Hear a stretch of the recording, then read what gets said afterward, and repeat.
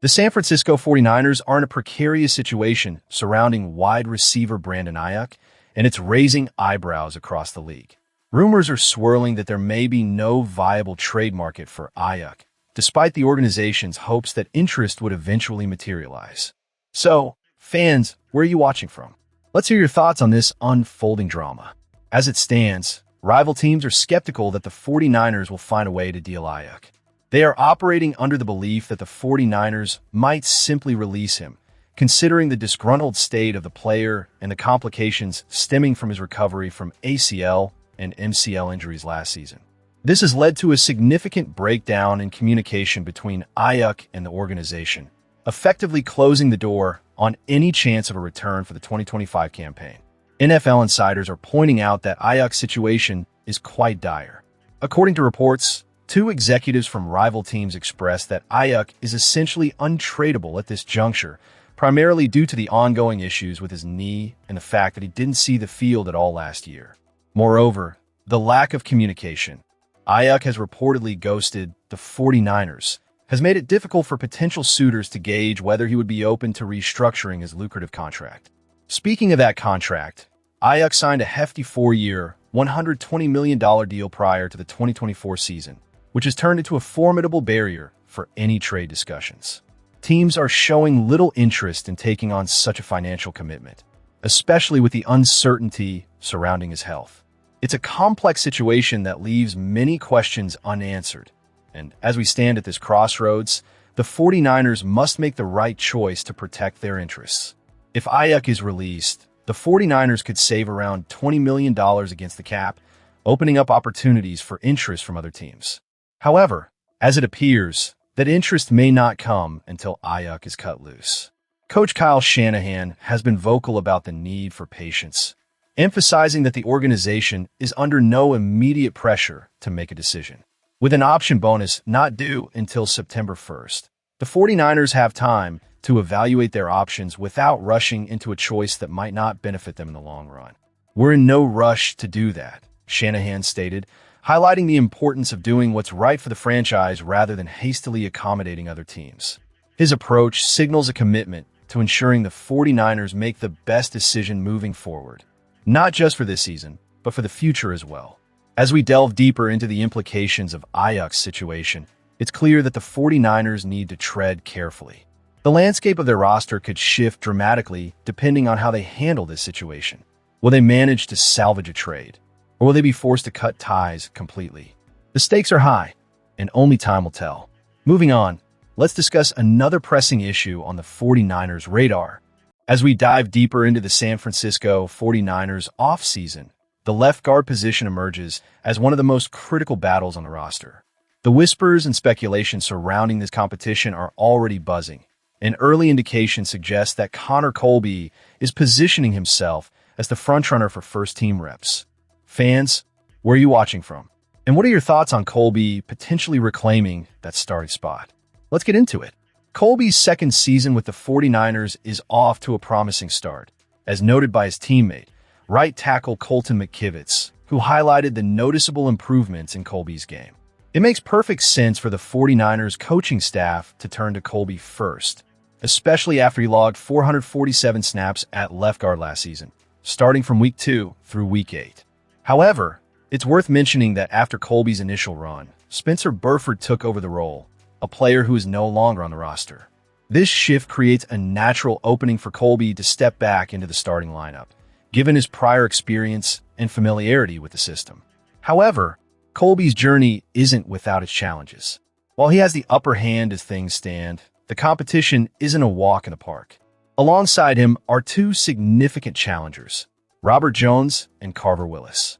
Jones, who came to the 49ers from the Dallas Cowboys, brings valuable experience, but is currently navigating the complexities of a new playbook and system.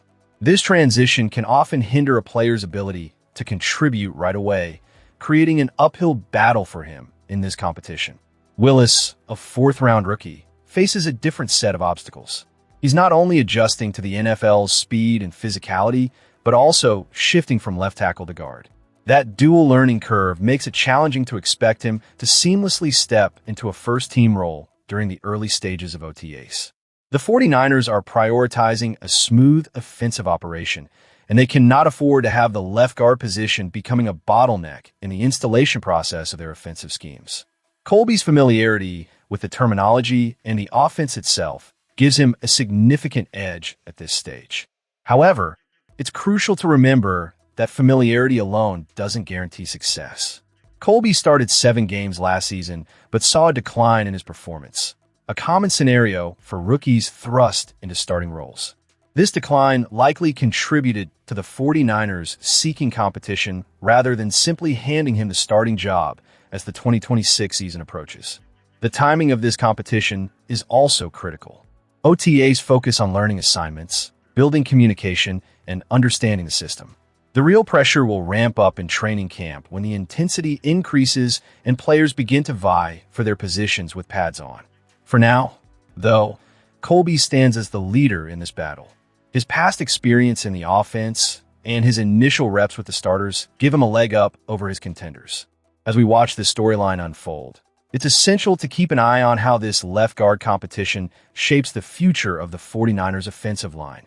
There's a compelling narrative brewing here, and the next steps taken by Colby, Jones, and Willis will be pivotal.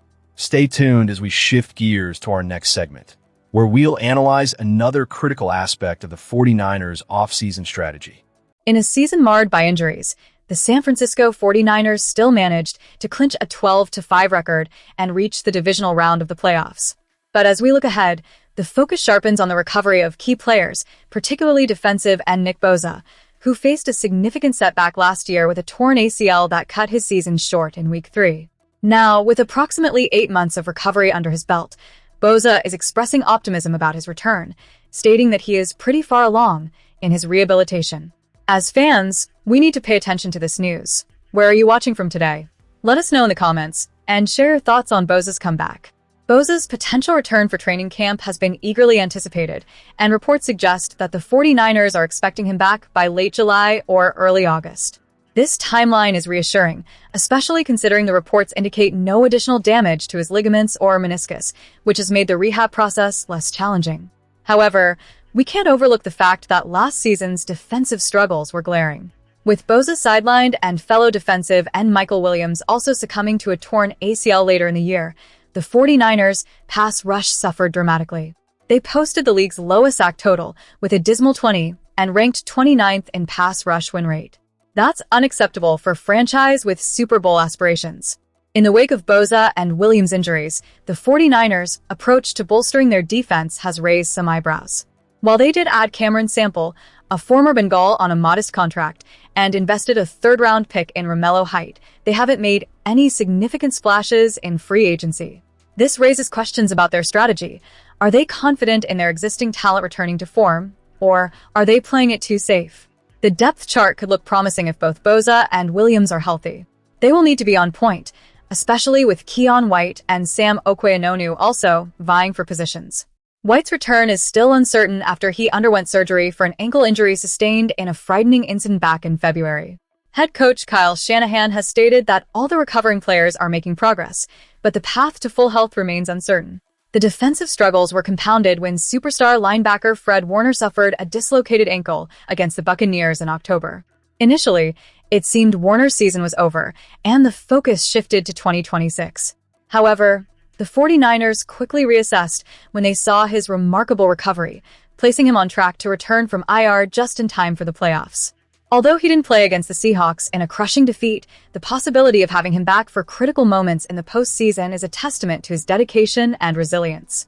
As it stands, barring any unforeseen hurdles, both Bosa and Warner are expected to be in the starting lineup when the 49ers kick off their season in Australia on September 10th against the NFC West rival Rams. This matchup is more than just a game. It's a statement opportunity for both teams, each harboring genuine Super Bowl aspirations. As we wrap up the segment, the questions remain. Will Bosa and Williams return to form and elevate this defense to the level we expect? Can Warner continue to be the heart of our linebacker core? The answers will unfold as we inch closer to the season. Don't forget to subscribe and leave your thoughts on the 49ers' potential this year. The stage is set, and as fans, we can only hope for the best as we rally behind our team. The 49ers' journey is just beginning.